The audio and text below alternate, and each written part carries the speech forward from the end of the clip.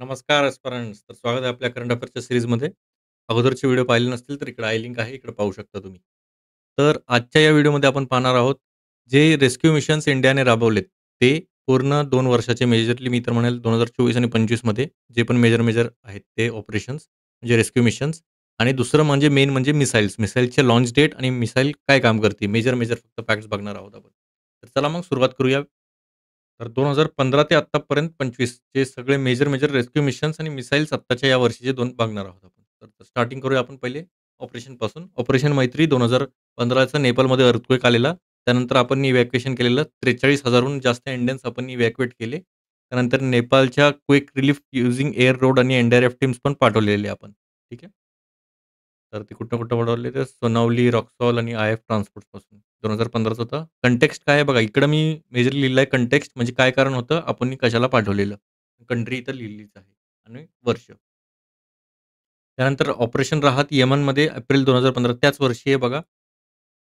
ते पण civil war चाललेलं येमेनमध्ये म्हणून आपले जे इंडियन्स अडकलेले तिकडे, तर त्यामधनं आपण हे आणण्यात आलेलं. 5,600हून अधिक आपण इंडियन्स आणले. 960 फॉरेन नॅशनल्सला आपण कॉन्फ्लिक्ट झोनमधनं काढून आणलेलं. ठीक आहे. त्यांना पण रेस्क्यू केलंय. त्यानंतर ऑपरेशन संकटमोचन साऊथ सुदानमध्ये तर जुलै 2016 मध्ये सिव्हिलचा अनरेस्ट तिथंच काही ना काहीतरी वॉर चाललेलेच असतात तिथं. मग 600 इंडियन्स तिथं अडकलेले. तिथनं काही फॉरेन नॅशनल्स पण होते. तिथनं मग आपण इंडियन एअरफोर्सनं आणलेले आहे. ठीक आहे. संकटमोचन साऊथ सुदान लक्षात ठेवा. त्यानंतर ऑपरेशन समुद्र सेतू, सी इव्हॅक्युएशन होतं हे मे-जून 2020 मध्ये. कोविड पॅन्डेमिकमुळे आलेलं आहे. इंडियाच्या नेव्हीजनं आय-एन-एस जलाश्व आणि आय-एन-एस ऐरावत यांनी इव्हॅक्युएट केलं. 3,900 अधिक इंडियन्स होते. मालदीव, श्रीलंका आणि इराणमधले पण आपण काढलेत पॅन्डेमिकमुळे. त्यानंतर वंदे भारत मिशन ग्लोबली झालेलं आहे. मे 2020 ते मे 2021 पर्यंत झालेलं आहे. म्हणजे कंटेक्स्ट काय आहे तर ग्लोबल एअरलिफ्ट होतं हे कोविड-19मुळेच. बघू शकता तुम्ही सगळं हे टाकलेलं त्यांनी आणि 1+मिलियन 10 मिलियन म्हणजे 10 लाख पेक्षा जास्त इंडियन्स आपण आणलेले आणि 100 पेक्षा जास्त कंट्रीजमधनं. ठीक आहे. वर्ल्डचं लार्जेस्ट रिपॅट्रिएशन होतं हे. सगळ्यात जास्त ग्लोबल लेव्हलवर यांनी आपण काय केलेलं वंदे भारत मिशन. ठीक आहे. त्यानंतर ऑपरेशन देवी शक्ती अफगाणिस्तानमधनं ऑगस्ट 2021 मधनं. ठीक आहे. त्यामध्ये पण तालिबानने जसं टेक ओव्हर केलं तर त्यामधनं आपण 800हून अधिक एअरलिफ्ट केलेले इंडियन्स आणि at risk Afghans and amid high security in Kabul. आता एवढं अफगाणचं एवढं इन्सिक्युरिटी असून पण आपण इझिली आपण मस्तपैकी काढून आणलंय. आपला फुल दबदबा आहे तिकडे. त्यानंतर ऑपरेशन गंगा. तर पाहू शकता तुम्ही युक्रेन फेब्रुवारी-एप्रिल रशिया-युक्रेन वॉरमुळे आपण त्यांना आणलेलं. 18,000हून अधिक इंडियन्स होते. मेनली स्टुडंट्सच होते. इव्हॅक्युएट करण्यात आले. 90 फ्लाइट्स घेतलेले आपण क्रॉस बॉर्डर क्रॉसिंगसाठी. Evacuation flight free of cost झालं. 24/7 कंट्रोल सेंटर होते. 4 मिनिस्टर्स होते युक्रेन नेबरिंग कंट्रीजमध्ये त्यांना पण काढण्यात आलेलं. India left no citizen behind amid Ukraine Russia conflict. एकही सिटिझन राहिलं नाही आपलं तिकडे. त्यानंतर ऑपरेशन दोस्त कुणाचं होतं हे? तुर्कीमध्ये होतं. तुर्की सिरियामध्ये त्या लाईनिंगलाच होतं. फेब्रुवारी 2023 मध्ये आपण केलेलं हे. अर्थक्वेक डिझास्टर आलेलं त्यामुळे आपण रिलीफ वगैरे पाठवलेली.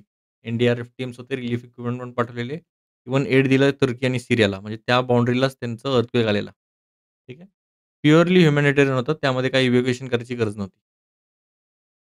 त्यानंतर ऑपरेशन कावेरी सुदानमध्ये आलेला आपण पाठवलेलं एप्रिल-मे 2023 मध्ये आणि साऊथ सुदान कॉन्फ्लिक्टमध्ये आता तिथं पण आपण 3,900 इंडियन्स आपण फ्लोन आउट केलेले.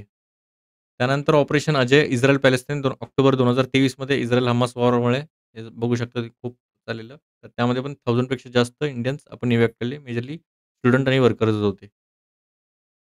ऑपरेशन इंद्रावती हैतीमध्ये आपण केलेलं मार्च 2024 मध्ये हैती गँग व्हायलेन्स आलेला म्हणून इंडियाने एअरलिफ्ट केले 12 citizen safely to the Dominican रिपब्लिकमध्ये.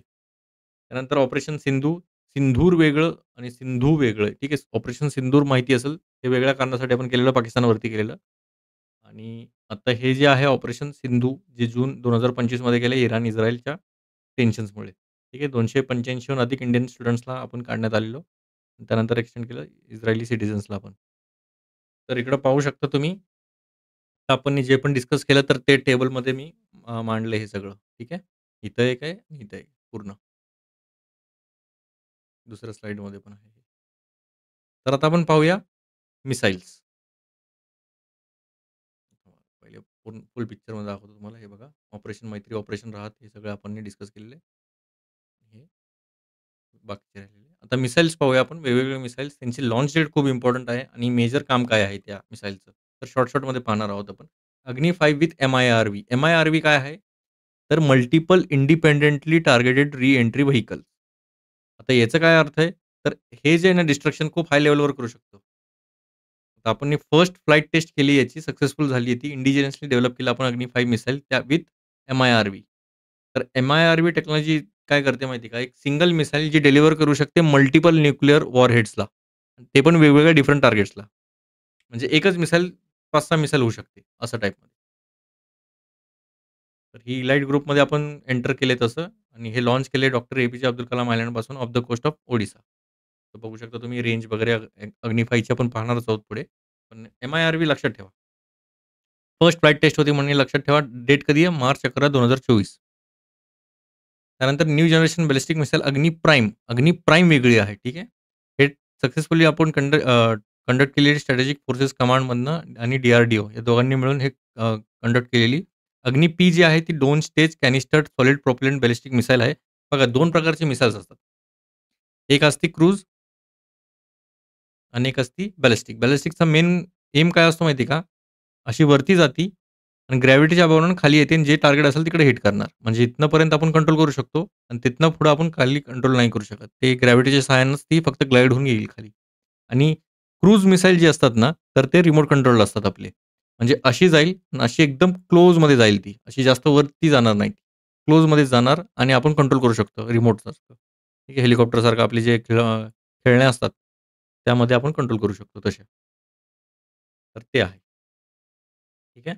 आणि याची रेंज काय 1000 ते 2000 किलोमीटर ही लाइटर आहे आणि मोर एडवान्स्ड आहे. बघा किती पण आता तुम्ही जवळ उडवणार आहात, तर जास्त वजन असलं तर ते खाली आपटू शकते. म्हणून ते जास्तीत जास्त लाइटरच ठेवणार ते. आणि मोर एडवान्स आहे जे अगोदरचे जे अग्नी मिसाईल्स होते ना, त्यापेक्षाही खूप एडवान्स आहे. आणि सेम लोकेशन आहे Abdul Kalam island off the coast of Odisha. आणि डेट लक्षात ठेवा 3 एप्रिल 2024 मध्ये केली आपण. त्यानंतर phase 2 ballistic missile defence system हे टेस्ट केलेलं आपण इंडिजिनस कॅपॅबिलिटी टेस्ट करण्यासाठी intercept ballistic missile in the endo atmosphere. म्हणजे वरती जर कुठली मिसाईल आली, तर तिथंच आपल्याला ही मिसाईल काउंटर करेल. एक target missile was launch to mimic an enemy ballistic missile which was then successfully neutralized by the. आता त्यांनी काय केलं, एक मिमिक केलं, की बाबा समोर समजा एक बाहेरनं मिसाईल येतीये, तर तिथनं आपण आपली मिसाईल सोडली, तर हे काउंटर केलं का त्याने? तर केलं. आणि इंटिग्रेटेड टेस्ट रेंजपासून केलेलं आपण, जी की होती कोस्ट ऑफ ओडिसामधून. जुलै 24/2024 मध्ये. ठीक आहे. त्यानंतर long range hypersonic missile. Hypersonic आता मला कमेंट सेक्शनमध्ये कळवा. सॉनिक, हायपरसॉनिक, सबसॉनिक आणि सुपरसॉनिक यामध्ये जे रेंज आहे, ती किती फास्ट असतात? म्हणजे जर सॉनिक म्हटलं तर जनरली वेग जो आहे, ते जे आपलं साउंडचा वेव्ह आहे किंवा साउंडचं जे स्पीड आहे, त्याहून अधिक असते त्याला म्हणतात सॉनिक किंवा सॉनिक म्हणजे साउंडचं स्पीड. तर त्याच्यावरती असेल तर हायपरसॉनिक आणि सुपरसॉनिक, सबसॉनिक म्हणजे साउंडपेक्षा कमी. आता ते किती कमी काय, किती जास्त मला कमेंट सेक्शनमध्ये कळवा. डेट काय आहे? तर नोव्हेंबर 16, 2024 पासून आपण सक्सेसफुली कंडक्ट केली ही फर्स्ट फ्लाइट ट्रायल होती. ही first long range hypersonic missile आणि आपण परत नेशनच्या एकदम म्हणजे जे इलाइट ग्रुप म्हणतो आपण, की एकदम टॉप रेंजवाले म्हणजे हायपरसॉनिक आणि प्लस लाँग रेंजवाले. तर त्यामध्ये आपण येतो आणि ह्याची जी स्पीड होती ती ओव्हर माक 6 होती. ठीक आहे. माक 6 काय आहे ते पण मला कळवा. 6 म्हणजे इन शॉर्ट 6 गुणा जास्त आहे. समजा 300 मीटर पर सेकंड जर साउंडचं जर स्पीड असेल, तर ही 1800 पर्यंत जाते. ठीक आहे. समजू शकता मग. 1800 मीटर पर सेकंड म्हणजे किती? एका सेकंदात 2 किलोमीटर. एका सेकंदात 2 किलोमीटर विचार करा मग काय स्पीड असेल.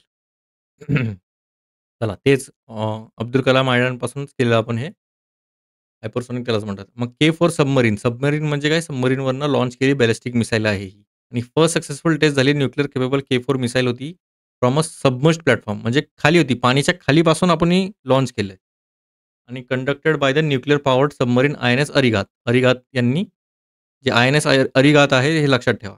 की फीचर काय? के4 एक रेंज आहे ही मिसाईलची 3500 kilometre bolster India sea based nuclear deterrence. ठीक आहे. सीवरती आपण समजा कुणी हल्ला वगैरे केला वरनं, तर ते पण आपण डिटरन्स क्रिएट करू शकतो.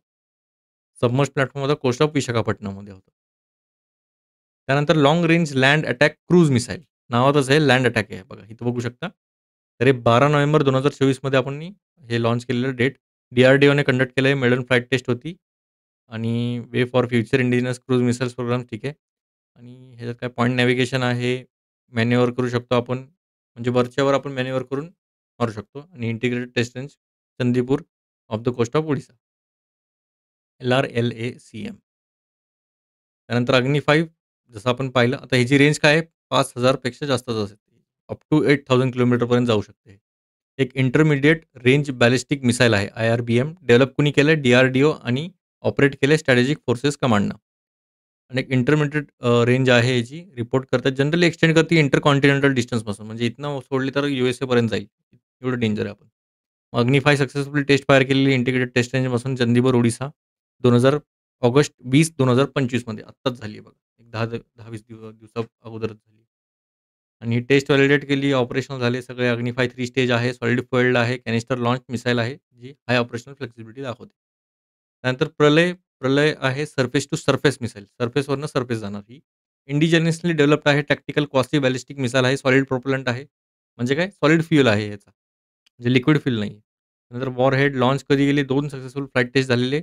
जे डॉक्टर ए-पी-जे अब्दुल कलाम आयलँडपासून आपण केले जुलै 28 आणि 29 2025 मध्ये आपण करण्यात आलेली. आणि इथं डिटेल पाहू शकता. 1 to 1.5 1.6 मॅक आहे. सरफेस टू सरफेस आणि हे सगळे डिटेल्स पाहू शकता. किती टन आहे, काय ऑपरेशनचं रेंज किती आहे. त्यानंतर vertical launch short range surface to air missile BLSRSAM एक अस्ट्रा आर्म असते आणि एक SRSAM आहे. ठीक आहे. Indigenous surface to air missile आहे. डेव्हलप केली आहे DRDOनं for the Indian navy. Launch details जर बघायला गेलं तर मार्च 26 2025 मध्ये लॉन्च करण्यात आलेले आहे चंदीपूरपासूनच. तेच रेंज आहे टेस्टिंग रेंजपासून. आणि the missile intercepted a high speed aerial target at a very close range and low altitude. मिसाईलची agility, reliability, pin point accuracy आहे यामध्ये. बघू शकता. त्यानंतर ETLDHCM हायपरसॉनिक मिसाईल आहे. म्हणजे काय end to end test for long duration hypersonic capability आहे. आणि हे डेव्हलप करण्यात आलेलं प्रोजेक्ट विष्णूच्या अंडर. डेट होती जुलै 18 2025 आणि with speeds of up to Mach 8 8 मॅकपर्यंत जाऊ शकते. बाकी तर आहे. Prithvi 2 short range surface to surface ballistic missile आहे. स्ट्राईक रेंज आहे 350 किलोमीटर. सक्सेसफुली टेस्ट फायर केली जुलै 17 2025 मध्ये आणि अग्नी 1च्या अलॉंग साइडच केलेलं आपण. Launch from ITR at Chandipur. नंतर स्टार मिसाईल, स्टार गराज, star missile. High speed missile आहे ही. Supersonic target for realistic combat training and research डेव्हलपमेंटसाठी. आता याची स्पीड काय आहे मला सांगा कमेंट सेक्शनमध्ये. कॉस्ट इफेक्टिव्ह आपण केलंय. ठीक आहे. तर याची जी PDF आहे ती तुम्हाला टेलिग्राम चॅनलवरती भेटून जाईल. तर धन्यवाद. लवकरच भेटूया. जय महाराष्ट्र. जय हिंद.